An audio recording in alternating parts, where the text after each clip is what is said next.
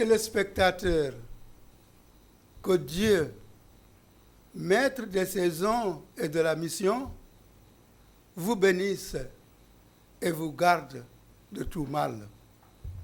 Vous garde de tout mal. Dans le langage de l'Église catholique, nous parlons couramment de diocèse, paroisse, doyenné, secteur, COB.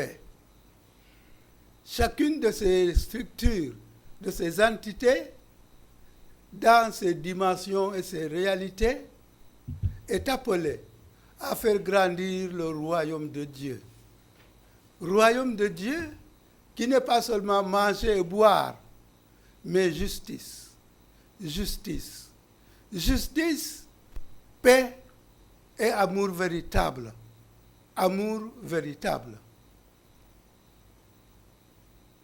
Ce matin, votre émission Parole, vie et foi veut parler avec vous, réfléchir avec et pour vous sur l'une de ces entités, à savoir la paroisse.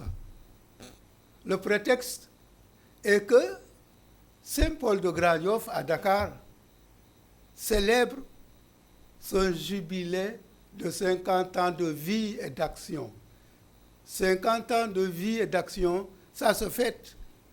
Rendons-en grâce à Dieu. Nos consultants du jour seront alors des membres de cette paroisse, une très grande paroisse. Il s'agit de Jean-Léopold Faye, qui est à ma gauche, de Jean-Michel Cissé, à ma droite. Bonjour Jean-Michel. Bonjour frère Martin. Vous allez bien? Je suis très bien, merci. Très bien. En tout cas, merci d'être venu. C'est à nous de vous remercier. Merci, oui. En tout cas, pour l'invitation. Jean-Léopold, c'est la deuxième, troisième fois que vous êtes sur le plateau. Deuxième sur le plateau de Parole, vie et foi. Oui. Alors, que dites-vous à nos amis téléspectateurs qui nous regardent?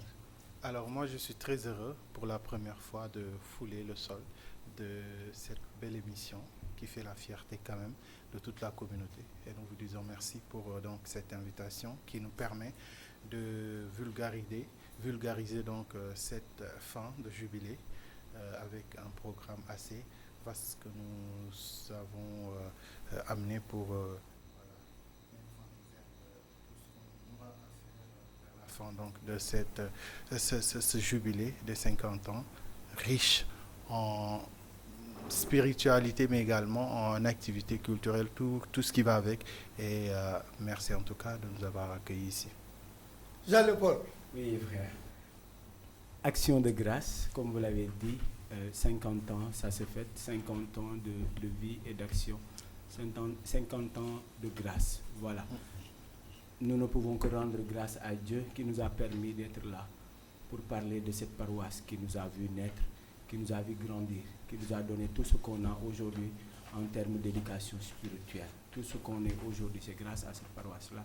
Alors, il nous est un devoir de mémoire, mais aussi un devoir d'homme de répondre aux attentes de cette paroisse-là. Et c'est pourquoi nous sommes là, Jean-Michel et moi, pour parler de la paroisse à ces fidèles téléspectateurs de Parole, vie et foi, surtout en cette année jubilaire que nous vivons.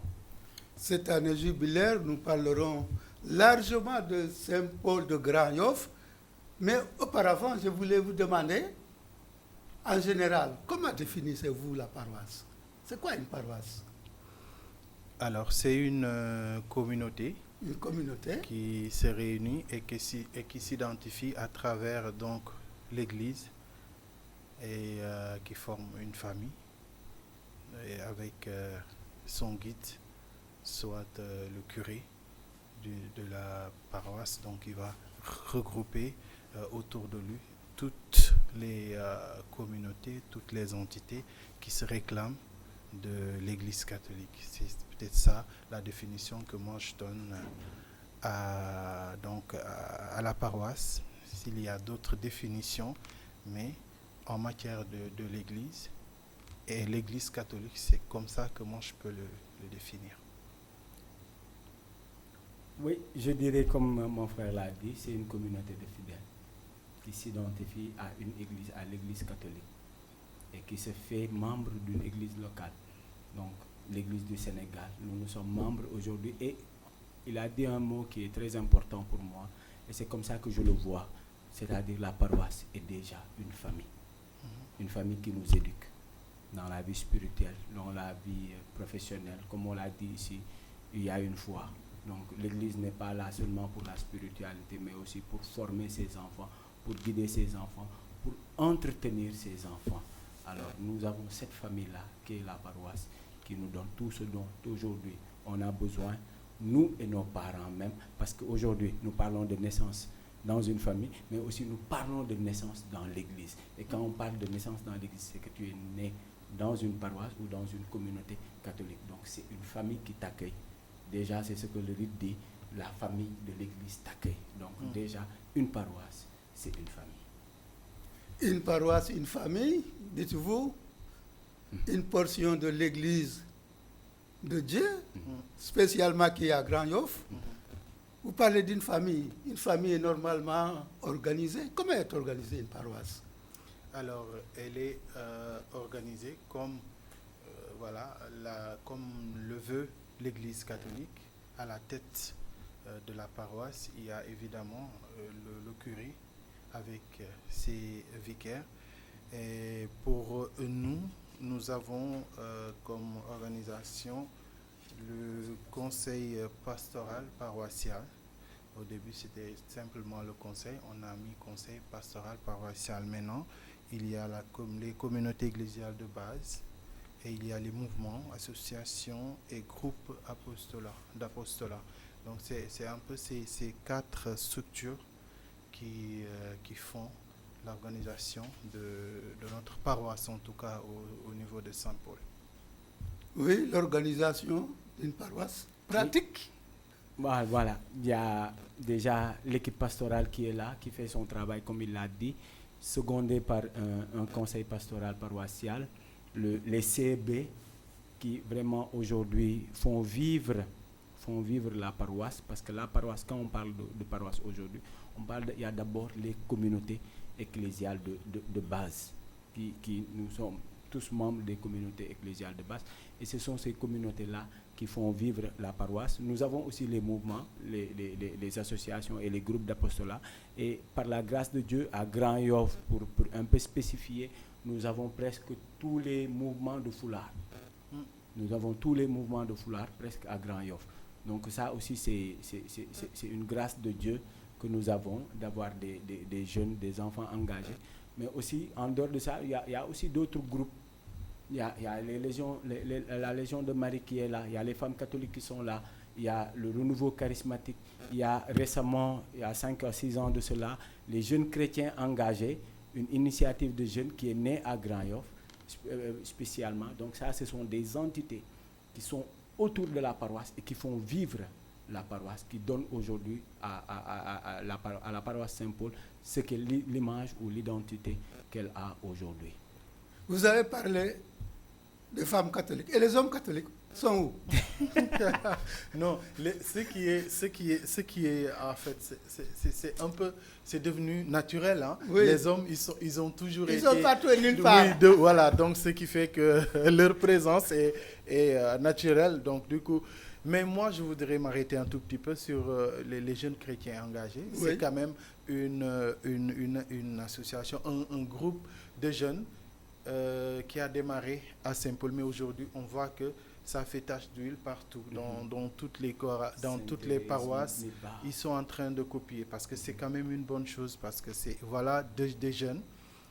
La majeure partie, en tout cas, ne fréquentaient aucun mouvement, aucun des mouvements et aucune entité. Parfois même, ils venaient rarement à l'église. Mais à travers donc la création de ce groupe, ça a quand même fait revenir dans l'église beaucoup de jeunes de Grand Yoff. Et tout le monde a vu aujourd'hui le rôle qu'ils jouent lors des décès. Ils accompagnent les familles endeuillées jusqu'au cimetière, jusqu'à la maison, le service et tout ça. Ils sont partout. Ils sont à Popenguine, ils sont dans le nettoyage des cimetières et tout. c'est des jeunes qui sont, comme le dit le nom, des jeunes engagés, mais vraiment très engagés dans le vrai sens du mot quand même.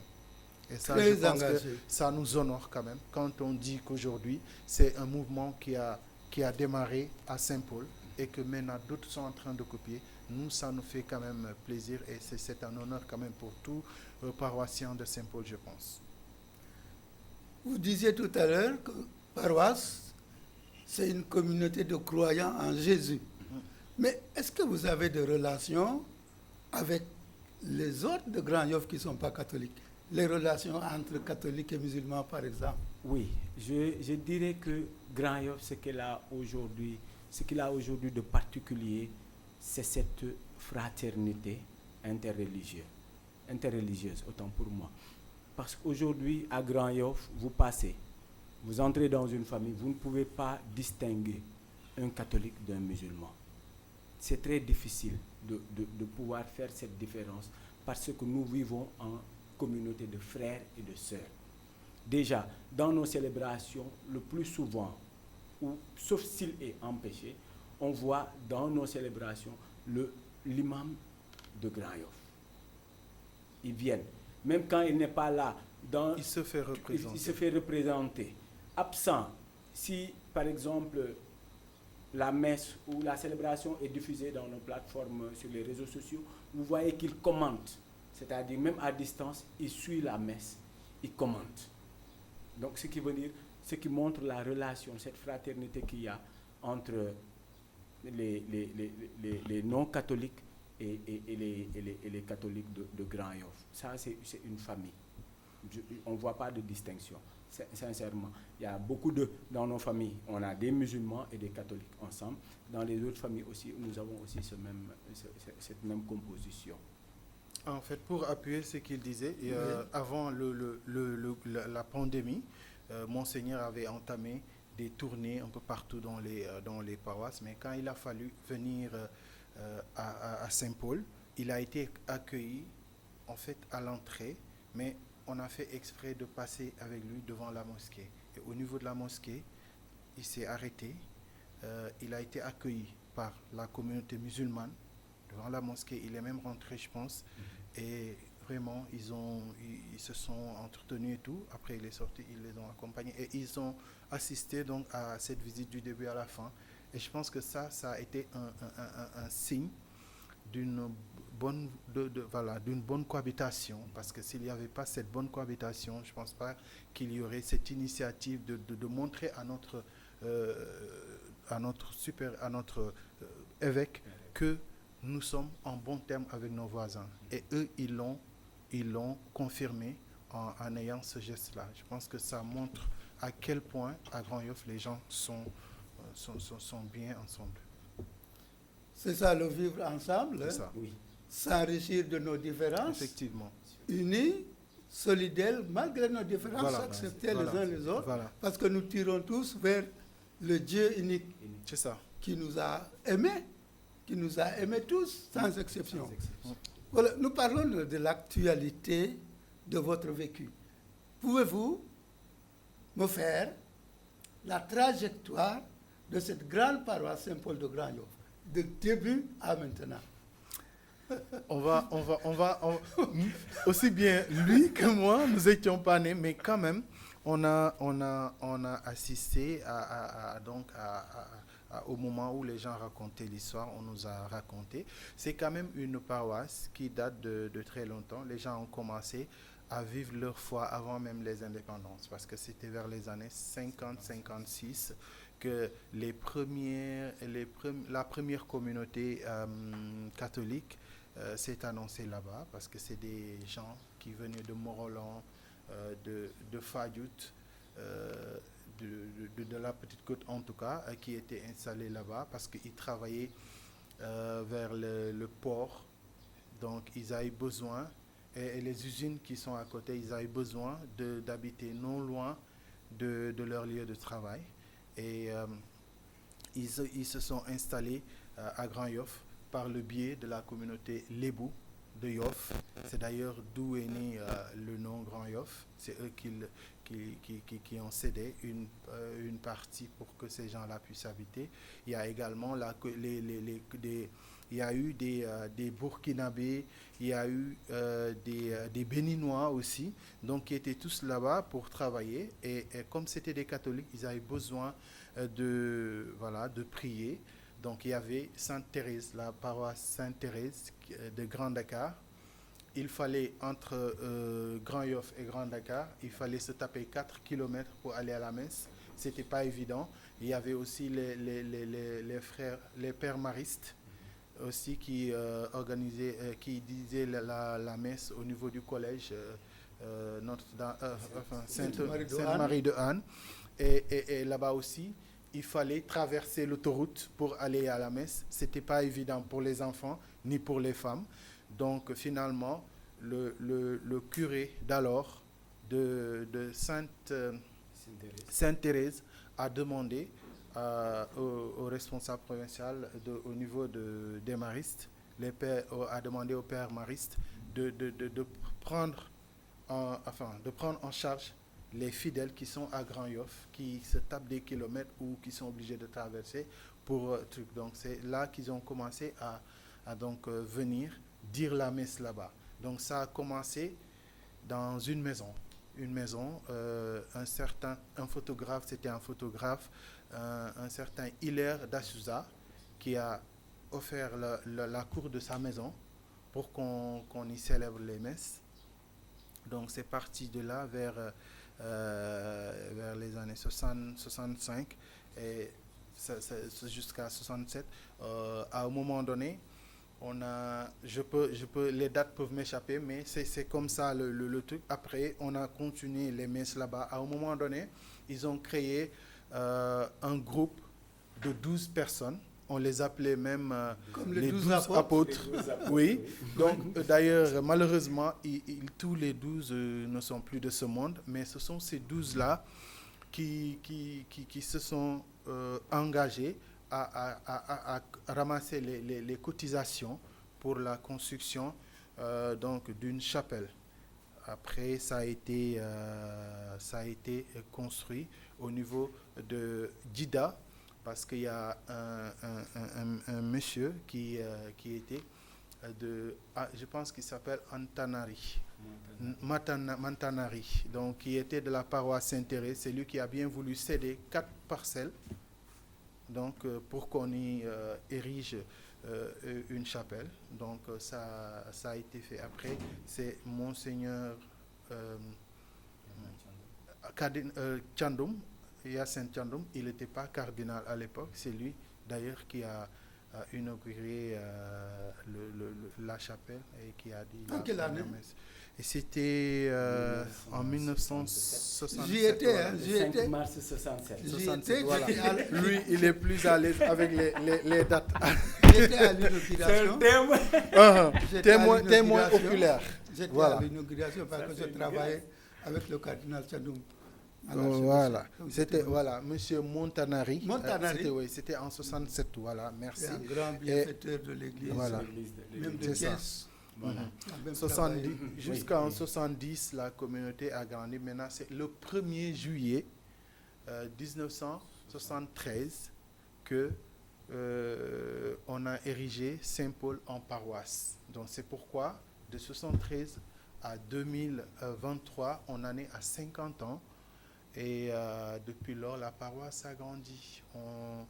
Par exemple, quand je prends, parce que depuis longtemps, on n'a pas recensé, mais récemment, pour dire combien la paroisse a grandi, on a eu récemment 1700 marcheurs au niveau de Popenguine, en tout cas qui ont quitté la paroisse pour aller participer à la marche. Donc 1700 jeunes, sans compter le reste de la communauté. Donc c'est une communauté quand même assez vaste avec, je dirais, 17 communautés ecclésiales de base et pas mal de communautés quand même des communautés étrangères. Et les gens vivent quand même en parfaite harmonie et vraiment ils vivent la foi comme il faut Et ça fait plaisir quand même d'être paroissien de Saint-Paul. Vous voulez ajouter quelque chose sur la trajectoire? Bon, il a tout dit, parce que comme il a dit, nous ne sommes pas témoins de l'histoire.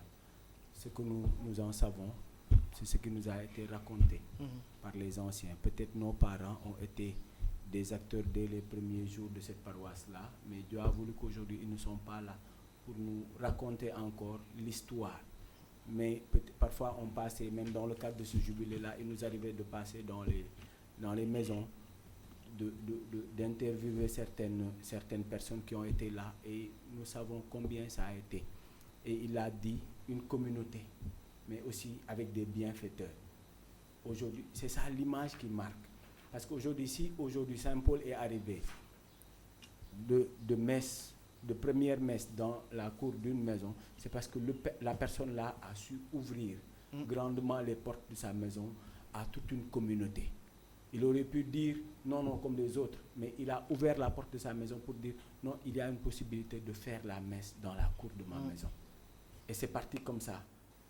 Parce qu'en fait, 4 km de Grand Yoff à Sainte-Thérèse, tous les jours, et à rappeler que c'est du temps de Monseigneur, de Monsieur l'abbé François-Xavier Ndion, du temps curé de Sainte-Thérèse. Oui.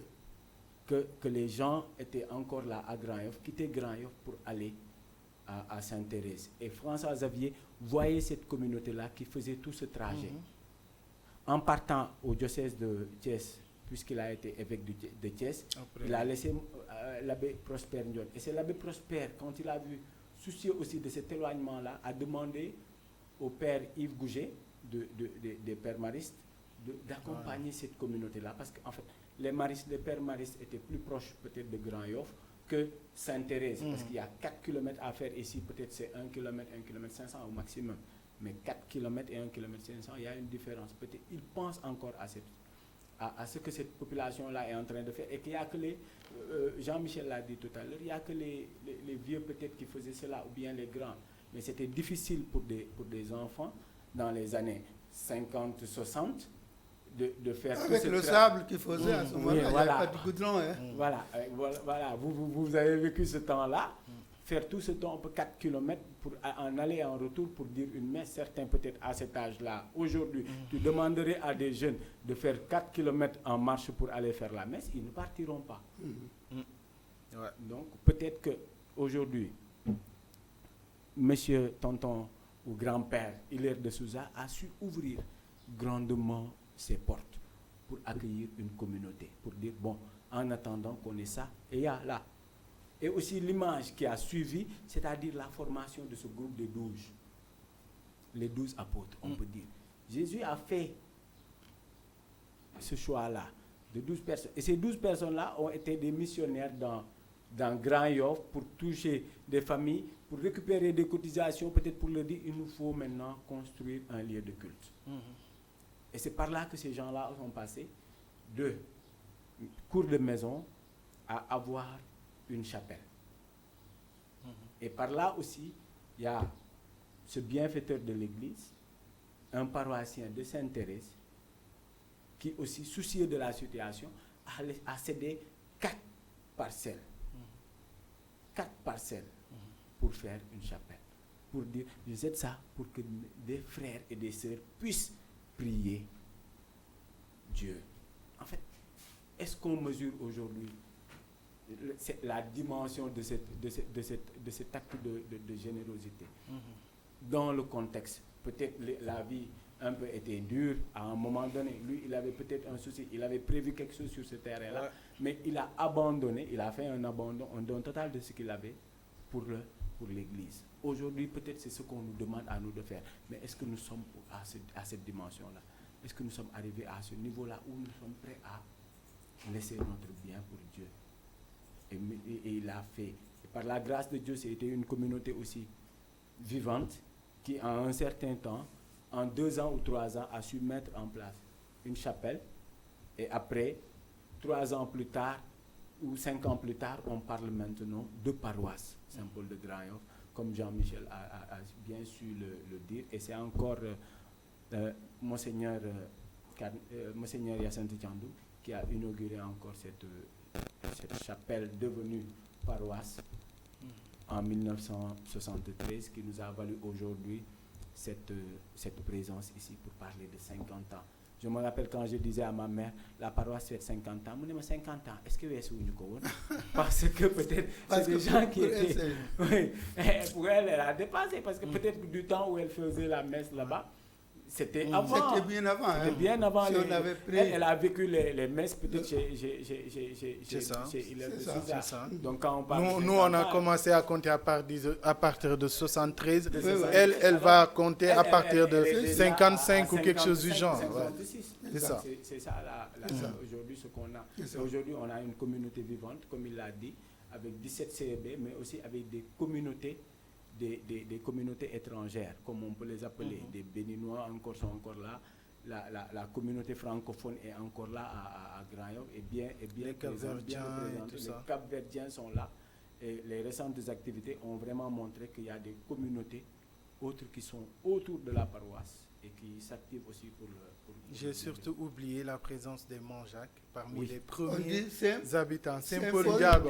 Voilà, Saint-Paul Ndiago. Ils font partie des premiers Monjac paroissiens quand même de Saint-Paul. Et je fais un coup d'œil à John Signou, que vous devez connaître, un grand maître de chœur, voilà, donc qui a aussi écrit l'une des plus belles pages quand même de l'histoire de la paroisse. Donc le grain semé a grandi, est devenu arbre que nous fêtons aujourd'hui. Voilà. Partant de cette chapelle, je sais qu'actuellement, il y a un projet de construction d'une grande église, Saint-Paul de Grand-Yoff. Où en est-on? Le sanctuaire, la diocèse même. Oui, bon, ce n'était pas l'objet de la réunion de l'invitation, mais on peut en parler peut-être un peu prier pour surtout pour que prier vraiment, et demander aussi aux gens de ne pas baisser les bras, parce que peut-être certains se disent que le projet a tellement duré et qu'ils pensent que c'est de l'argent qui a été bouffé, mais c'est pas ça. Rome n'est pas construite seulement en 100 ans. Et même si le projet qui coûtait par exemple au début, c'était un projet d'1 milliard ou de 2 milliards, mais entre-temps, du début à aujourd'hui, le coût de la vie a complètement haussé. Absolument. Haussé. Le projet qui était à 1 milliard ou 2 milliards, aujourd'hui est à plus de 5 milliards.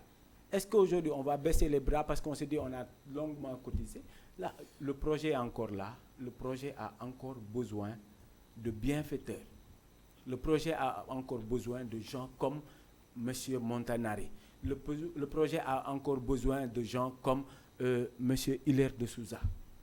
Aujourd'hui, le projet a encore besoin de ces groupes de 12, à l'image de tous les catholiques du Sénégal, pour dire que nous nous engageons à marcher, à trouver les autres, pour trouver les fonds pour construire l'église de Dieu. Ce n'est pas l'église d'un tel prêtre ou l'église d'un tel monseigneur. Non, mais c'est l'église de Jésus-Christ. Tu es pierre, et sur cette pierre, je bâtis mon église. C'est la seule église où on peut dire ça. Donc, c'est l'église de Jésus-Christ. Alors que les gens se mettent, continuent à demander à ce que la providence divine vraiment nous réponde favorablement afin que ce projet-là, vraiment, le sanctuaire puisse voir le jour, afin qu'on puisse y célébrer vraiment l'Eucharistie, la Sainte Eucharistie. Alors, vous vivez actuellement les activités de ce jubilé. Est-ce qu'il y a un thème qui sous-tend vos activités? Alors, effectivement, le thème rejoint un peu le thème de l'année, en tout cas l'année pastorale pour l'Église. Missionnaires comme Marie et Saint Paul, annonçons les merveilles de Dieu. C'est ça le thème de l'année. Et je pense que ça rejoint aussi le thème de l'année pastorale de l'Église. Et cette année qui est consacrée à la Vierge Marie, on ne pouvait pas aussi faire autrement.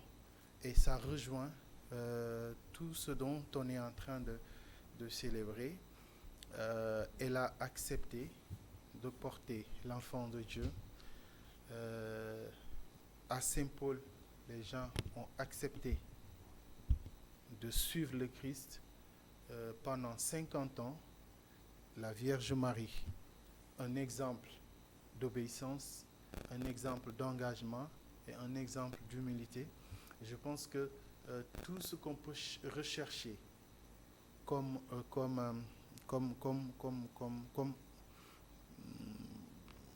je dirais, personnalité, en tout cas, vertu. Voilà, c'est le mot que je cherchais. Vertu, on le retrouve chez la Vierge Marie. Donc, c'est un thème quand même qui allie les deux. Saint Paul et Saint Paul a été, tout le monde connaît le parcours de Saint Paul. Donc, quand on parle de missionnaires, on nous appelle à être comme ces deux personnes. Parce que je pense que un chrétien doit pouvoir s'identifier à ces deux-là. Et je pense que c'est de ça qu'il s'agit. Et c'est un thème, à travers toute l'année, on a essayé quand même d'expliquer à travers toutes les activités qui sont menées. Ce dimanche, aujourd'hui même, il y a la finale de Génie en Bible qui a mis aux prises beaucoup, en tout cas toutes les entités de la paroisse. Et il y aura la finale, peut-être Sitor va y revenir. Mais à chaque fois qu'il y a une activité, on essaie de faire de sorte que quand même le thème et le contenu du thème apparaissent dans ce que nous faisons. Parce que c'est quand même à travers ce thème, c'est un message qu'il fallait lancer, et je pense que ça a été lancé à travers les différentes activités que nous avons eu à mener depuis le début de l'année jubilaire. Jean-Léopold. Oui. Missionnaire comme Marie et Saint Paul. Missionnaire. Déjà, missionnaire comme Marie et Saint Paul. On peut dire que la Vierge a été la première en chemin. Elle, après avoir reçu, elle n'est pas restée sur place. Elle s'est levée.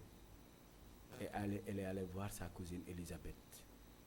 C'est ce que le Père évêque, Monseigneur Benjamin Ndiaye, nous a invités à méditer tout au long de cette année. Aller à l'école de la Vierge Marie, Notre-Dame de la Visitation. C'est-à-dire, nous devons être des missionnaires, comme Marie. Mais comme Saint Paul aussi, Saint Paul, l'apôtre des nations, qui a tout abandonné, qui a été un persécuteur, qui a eu son Damas, et qu'après, il a été un messager de la parole de Dieu. Il a accepté d'aller trouver ces peuples, ces nations-là qui ne connaissaient pas Jésus-Christ, et leur parler de Jésus-Christ. Donc nous, paroissiens de Saint Paul, nous sommes appelés, à l'image de Marie et de Paul, d'aller à la rencontre de ces personnes-là, dans nos familles, dans nos communautés, dans nos lieux de travail, dans nos entreprises, dans la rue, à Grand-Yoff, mais aussi en dehors de Grand-Yoff. Nous sommes appelés à annoncer les merveilles de Dieu, à annoncer ce que nous avons reçu. Nous avons reçu Jésus-Christ, comme la Vierge Marie. Donc nous ne devons pas garder Jésus-Christ pour nous. Nous, paroissiens de Saint-Paul, nous devons aller à la rencontre des autres. Nous devons annoncer aux autres ce que le Seigneur a fait pour nous, au moins pendant 50 ans de grâce que nous fêtons. Au moins 50 ans de vie. Ça ne se fait pas 2 fois peut-être, une seule fois. En tout cas. Je vois les jeunes qui me disent 50 ans, c'est pas 5 jours. Oui, c'est pas 5 jours. Et peut-être on est arrivé, Dieu nous a fait la grâce de fêter les 50 ans. Est-ce qu'on aura la grâce de fêter les 100 ans de la paroisse? On prie. Vous allez fêter au moins les 75 ans. Les 75 ans, oui, espérons. Voilà, c'est ça. Mais 50 ans, on va fêter. Mais entre-temps, disons à Dieu merci pour ce qu'il nous a donné. Ces merveilles-là, nous ne les avons pas reçues pour nos terres. Nous devons être des messagers. Et tout au long de cette année jubilaire, nous avons essayé de le montrer. De montrer aux autres que la paroisse, c'est une famille. Il y a le vivre ensemble avec nos frères musulmans. Il y a le vivre ensemble entre les entités de la paroisse. Il a parlé de génie en Bible. Mais aussi, il y avait le tournoi paroissial.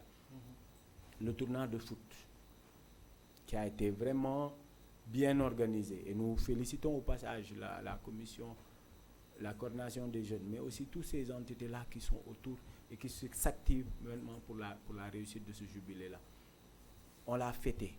Le génie en Bible, ce dimanche. Aujourd'hui, nous allons fêter, nous allons jouer la finale entre la communauté ecclésiale de base de Fas Missira et Santiaba et les servants de messe.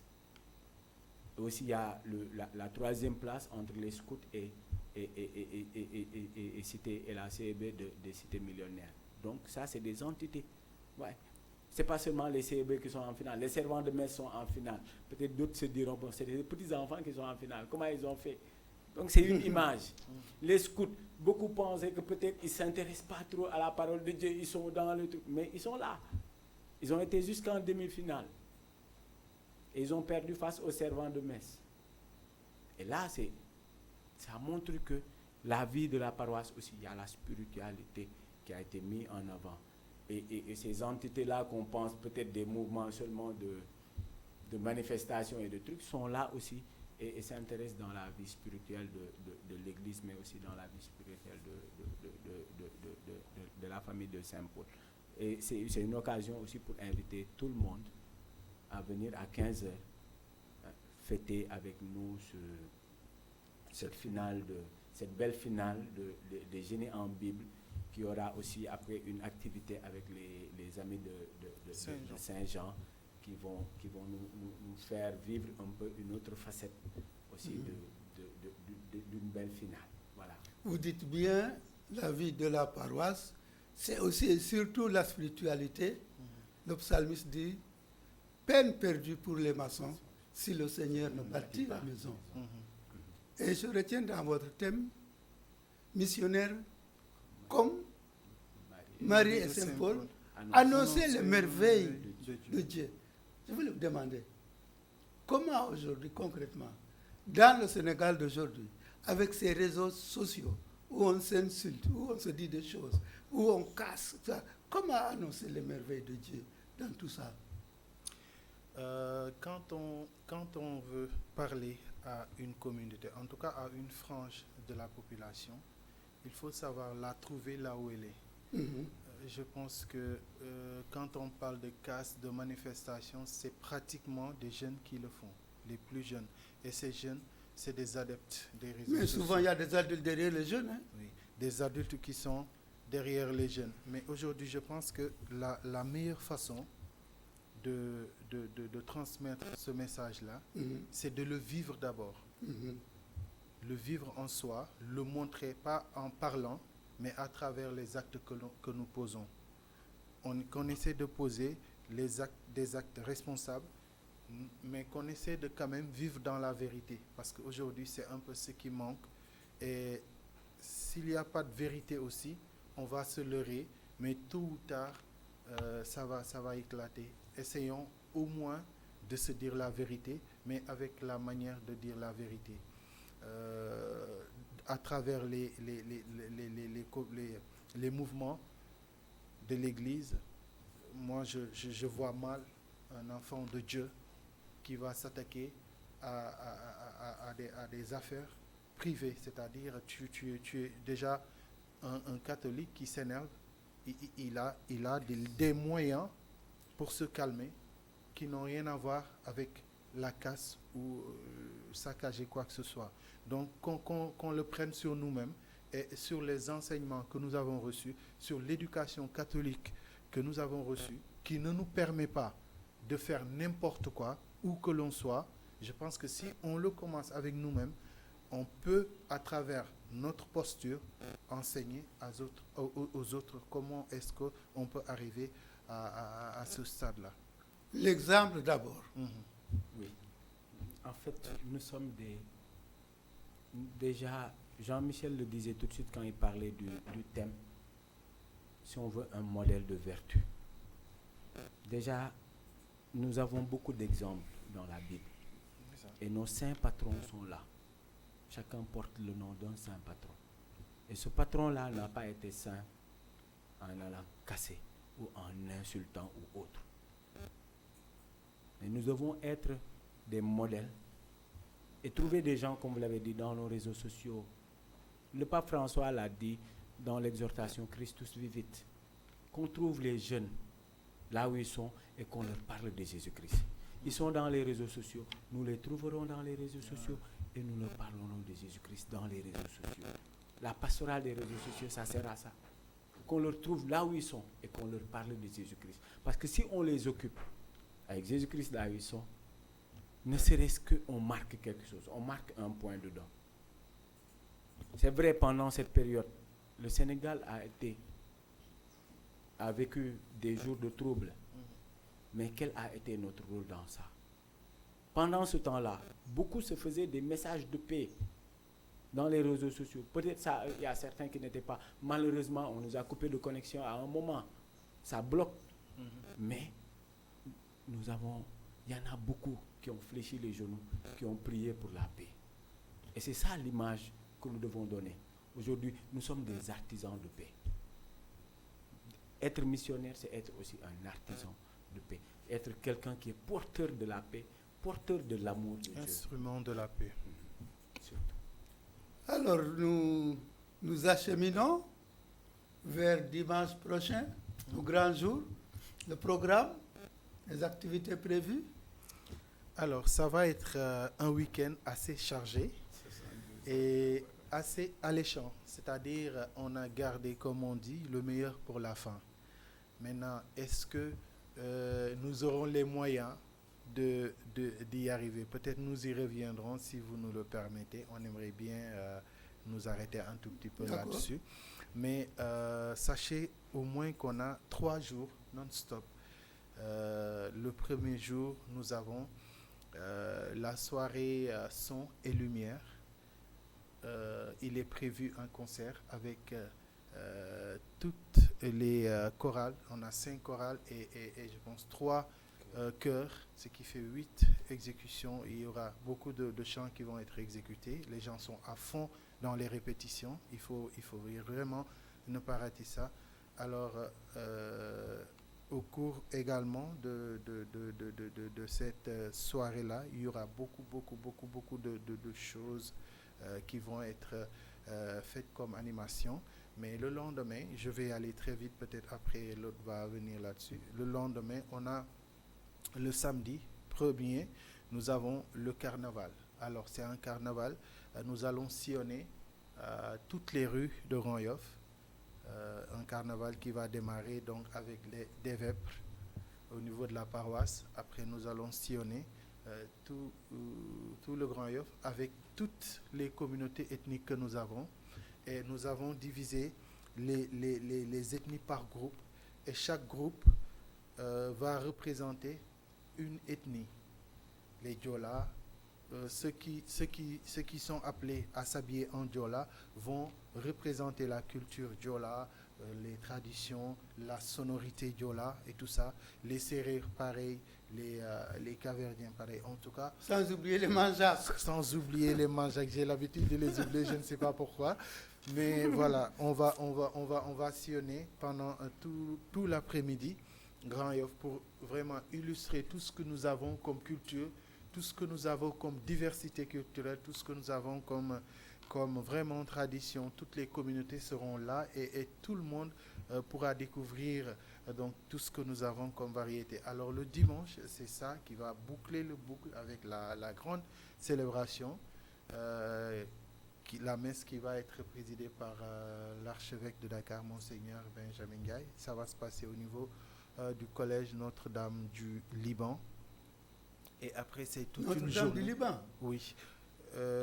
La soirée, la soirée du vendredi, son et lumière, elle va se tenir au niveau du collège Cardinal Hyacinthe Thiandoum. Et c'est une manière aussi d'impliquer tout le monde, voilà, okay. D'impliquer parce que nous avons nos paroissiens qui sont jusque là-bas. Donc voilà, pour impliquer tout le monde et que dans chaque coin qu'on puisse sentir que voilà, il y a cet événement le dimanche avec toute la communauté qui va passer toute la journée aussi au niveau donc de Notre-Dame du Liban. Je pense que c'est quand même un programme alléchant qui va donc intéresser tout le monde, toutes les couches de la société, parce que chacun sera servi quand même. Chacun sera servi. Oui.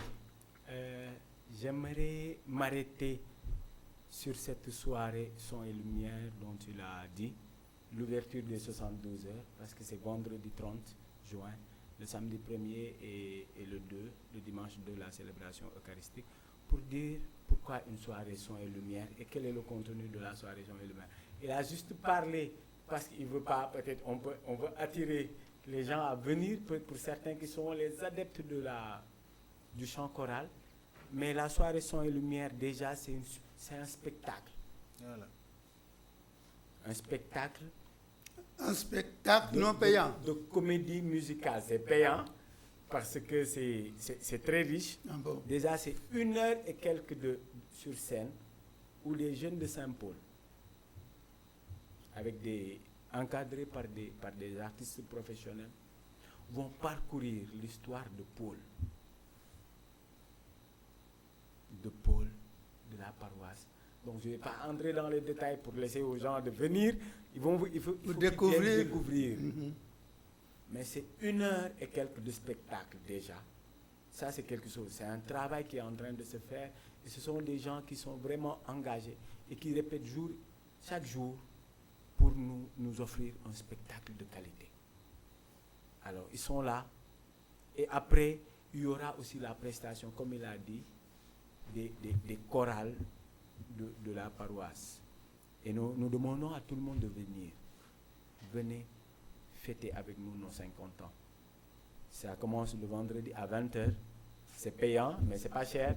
C'est pas comme les soirées de gala. L'entrée, c'est à 2000 très seulement. Cher. Donc l'entrée, c'est à 2000 francs seulement. Juste pour demander aux gens de venir. C'est un menu vraiment très riche. Très riche. Et ça montre aux gens que vraiment Saint-Paul, Grand-Yoff est en fête. Et quand Grand-Yoff est en fête, tout Grand-Yoff doit bouger. Alors, le collège Thiandoum doit être hyper rempli, doit refuser même du monde. S'il faudra maintenant que d'ici vendredi d'ici jeudi qu'on soit à un nombre vraiment qui ne peut plus contenir, nous ouvrirons le chantier avec des écrans géants. Mais on le fera pour que les gens viennent, c'est la fête. Nous aimerions vraiment que le collège soit hyper rempli. Parce qu'on veut une réussite de ces 50 ans-là. Donc la soirée, nous y tenons. Le carnaval, il l'a dit, toutes les ethnies vont être représentées. C'est un carnaval culturel. C'est-à-dire, ce n'est pas seulement les Sérères qui vont s'habiller en Sérère. Mais par exemple, c'est une communauté. On dit 3 communautés qui sont là, qui ne se connaissent pas, et on dit ces 3 communautés-là, vous vous habillez en telle ethnie. Peut-être dans cette communauté, il y a des gens qui ne savent même pas comment s'habille un Sérère. On te dit, toi, tu t'habilles en Sérère, mais tu feras tout pour aller trouver l'habillement traditionnel des Sérères, le porter et pour faire la fête avec tout le monde. Et le dimanche, autour du Père évêque, ce sera l'occasion de rendre grâce. Mais aussi de montrer toutes ces personnes-là.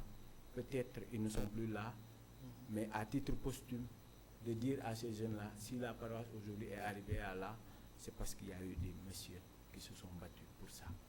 Et nous avons invité leurs familles pour qu'ils viennent, vraiment, qu'on montre ces gens-là en exemple, mais aussi que ces gens-là aussi puissent suivre le pas de leurs parents qui ont été là et qui ont travaillé pour la paroisse.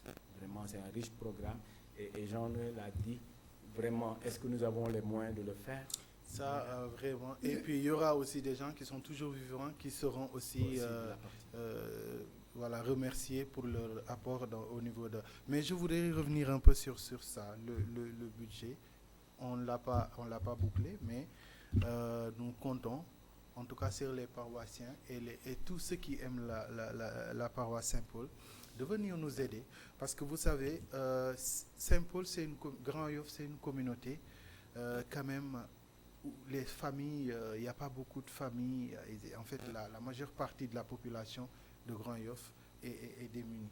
Donc, il y a l'engagement, il y a la détermination autour des activités de la paroisse, mais les moyens ne suivent pas. Les gens veulent donner, les gens veulent participer, mais c'est très difficile. Donc, nous demandons à tous ceux qui peuvent venir nous soutenir aussi. nous profitons de l'occasion qui nous est offerte pour demander à tous les fidèles, tous ceux qui peuvent venir nous soutenir pour la réussite de cette belle fête, parce que c'est quand même 50 ans que nous sommes en train de fêter et on est parti de très loin. Aujourd'hui, on est des milliers de paroissiens. C'est pourquoi on a d'ailleurs 4 messes pré-dominicales.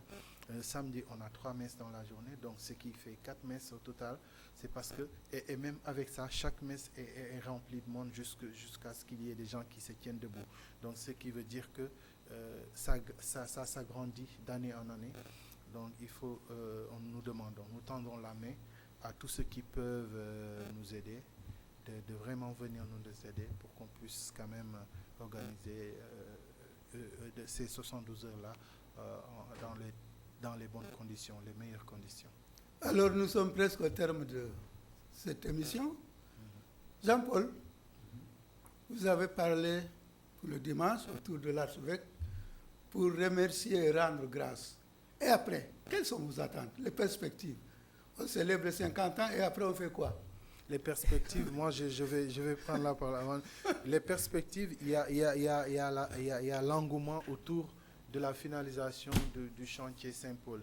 Tout paroissien croit en ce projet et nous sommes en train de tout faire. Même la nouvelle équipe pastorale qui est arrivée est en train de s'organiser. Peut-être dans peu de temps, on va démarrer en tout cas une autre démarche pour voir comment redynamiser les choses et voilà, créer un peu plus d'engouement pour que les choses puissent se décanter, parce que Abbé Alphonse Birandour, que nous saluons au passage, avait aussi pris l'initiative d'avancer là-dessus. On va peut-être voir là où il en est pour essayer de continuer et afin que nous puissions quand même avoir notre sanctuaire que nous attendions depuis quand même quelque temps. Mais nous sommes sûrs que dès que le Seigneur décidera que sa maison puisse voir le jour, eh bien, elle va voir le jour. C'est le Seigneur qui bâtit. C'est le Seigneur qui bâtit. Voilà. J'emprunterai pour répondre à cette question, frère Martin, la parole d'un prêtre qui nous disait, du temps de l'année de la miséricorde, il nous disait, après l'année de la miséricorde, il y a encore miséricorde. Donc, après le jubilé de 50 ans, il y a encore la vie de la paroisse. Il y a la vie aussi qui continue. Donc, on ne doit pas fêter et dire, c'est fini. Non, mais en fait, on est déjà missionnaire. En cette année, on ne doit pas arrêter. On doit continuer. Et devant, il y a ces chantiers-là qui nous attendent. Il y a aussi l'unité à faire. Il y a aussi la formation de nos jeunes. Il y a aussi, comment on peut dire, la vocation. Aujourd'hui, nous le savons, la moisson est abondante et les ouvriers sont peu nombreux. Il y a aussi cette tâche aussi à faire. Jean-Michel l'a dit, le sanctuaire diocésain. Aujourd'hui, qui parle de Saint-Paul parle du sanctuaire diocésain. Donc c'est un projet. Récemment, au mois de janvier ou février, si je ne me trompe sur les dates, il y a eu le forum pour faire l'état du sanctuaire, pour dire qu'on va avancer. Et nous prions encore et nous continuons à prier et nous appelons en même temps toutes ces bonnes volontés-là à mettre la main dans le champ du Seigneur pour que ce sanctuaire-là puisse voir le jour, mais aussi pour que nous ayons d'autres opportunités pour rendre grâce à Dieu pour tout ce qu'il fait pour chaque jeune, pour chaque parent, pour chaque famille de cette paroisse de Saint-Paul de Graillon. Ouais, en tout cas, c'est le travail qui va continuer parce qu'il y a aussi parmi les chantiers qui nous attendent, la prise en charge de cette jeunesse. Nous avons une jeunesse très dynamique à Grand-Yoff qu'il va falloir canaliser et faire de sorte qu'elle se maintienne donc dans l'église. Et c'est un chantier assez vaste. Nous comptons sur nos prêtres qui se donnent à fond pour ça, mais aussi toute la population de Grand-Yoff. En tout cas, il y a beaucoup de choses à faire, il y a beaucoup de chantiers qui nous attendent. Et après les 50 ans, nous allons tout de suite démarrer en essayant, en tout cas, de mieux nous structurer pour vraiment rendre beaucoup plus solide notre paroisse et beaucoup plus organisée aussi. en 5 minutes, non, 5 secondes en wolof pour parler de l'événement. waaw ñu ngi woo ñëpp ci xew 50 ans muy defe naa téeméer voilà téeméeri at noonu. juróom fukki at. juróom fukki atu le compte wax wolof la pose problème voilà ci juróom fukki atu dund bi Saint-Paul nekkee paroisse jàngu ba tey waaw ci chapelle la commencé ci mees ci def seen alal di ci def seen mën-mën ngir lépp mën a ñëw moo tax ñu ngi woo ñëpp le 30 juin le 1er ak le 2 juillet ngir ñëpp ñëw nga dëkk Grand Yoff nga dëkkoo Grand Yoff mës nga bokk Saint-Paul wala mosoo cee bokk mais ñu ngi woo ñëpp ñi nga xamante ne ni catholique u Sénégal rawatina catholique chrétienu Dakar. voilà ñu ngi gërëm ñëpp daal ñuy woo ñëpp ñu ñëw fekk si ñu ndax nag année ñu ngi jeexal 50 ans boobu ba léegi ñu ngi koy fêté ñi nekk ci yeneen paroisse yëpp woowuñu waa Saint-Paul kese na ñëpp ñëw ku ñëwul vendredi ñëwal samedi wala nga ñëw dimanche chaque jour am na lu la fay xaar loo xam ne boo ñëwee rek doo ko rëccu donc ñu ngi xaar ñëpp ci bis bi. voilà jaa ngeen jëf te ni ngeen ñëw fii ci suñu émission bi parole vie et foi. maa ngi leen di gërëm def naa ne bu ma amee santé dinaa fa nekk bés boobule en tout cas maa ngi bëgg a rappeler ce que disait le cardinal Sarr quand il commençait cette église de Saint-Paul. Son mot c'était bâtir une église et bâtir l'église, c'est-à-dire il ne faut pas s'arrêter au bâtiment, mais il faut aussi construire une communauté vivante. Communauté chrétienne vivante qui construit aussi le royaume de Dieu. Alors que Dieu nous entende. Merci amis téléspectateurs de nous avoir suivis. Rendez-vous est pris pour dimanche prochain.